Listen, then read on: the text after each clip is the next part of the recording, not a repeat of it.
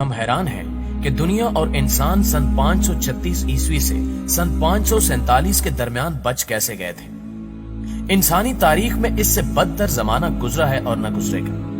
वो कयामत थी। इंसानों का इससे बच जाना मुआजिजा था और ये मुआजिजा साबित करता है कि कायनात का निजाम कोई ताकत चला रही है। वो हमें हर बहरान हर कयामत से निकाल लेती है। ये अल्फाज डॉक्टर माइकल मैकॉर्मिक के हैं। डॉक्टर मैकॉर्मिक दुनिया की तीसरी बड़ी यूनिवर्सिटी हार्वर्ड में तारीख के प्रोफेसर हैं। हार्वर्ड ने initiative for the science of human past के नाम से एक दिलचस्प चेयर तख्लीक की। डॉक्टर मैकॉर्मिक इस चेयर के हेड हैं। ये डिपार्टमेंट उर्फ आम में SOHP कहलाता है। यूनिवर्सिटी ने इस शोबे में साइंस और आर्ट्स दोनों को इकट्ठा कर दिया।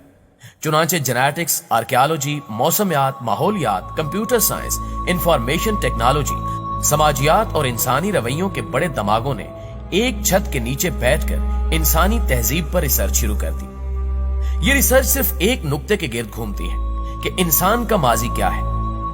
तहकीक के दौरान ये माहिरीन जब सन 536 में पहुंचे तो ये हैरान रह गए। ये इंसानी तारीख का वहशतनाक तरीन साल था, क्योंकि कायनात में इस साल एक अजीब वाकया पेश आया था। लोग सुबह उठे तो जमीन से सूरज गायब था। यूरोप, मशरिक वुस्ता और एशिया में काले बादल छाए हुए थे और इन बादलों ने दुनिया पर एक गहरी रात तान दी थी। हाथ को हाथ सुझाई नहीं दे रहा था और दुनिया के किसी कोने में रोशनी की कोई किरण नहीं थी। ये अजीब बात थी। लोग सड़कों और छतों पर खड़े होकर आसमान की तरफ देखने लगे, लेकिन उनके सरों पर आसमान था ही नहीं, लिहाजा उन्हें नजर क्या आता। चारों अतराफ अंधेरे का दौर दौरा था। हम लोग आम हालात में रात के वक्त भी घरों से बाहर चल फिर लेते हैं, क्योंकि चांद और सितारों की रोशनी भी ठीक ठाक होती है। ये रोशनी मुसाफिरों का हाथ तक थाम लेती है। लेकिन उस दिन आसमान था और ना ही उस पर चांद और तारे। लोग जिस तरफ देखते थे उन्हें घुप अंधेरे के सिवा कुछ दिखाई नहीं देता था। लोगों ने मशलें जला ली, लेकिन ये मशलें भी ज्यादा देर तक उनका साथ ना दे सकी और ये दोबारा अंधेरे में टामक टोइयां मारने लगे। लोगों का ख्याल था कि ये अजाब एक आध दिन में टल जाएगा, लेकिन दिन गुजरते गए और रात फैलती और बढ़ती चली गई।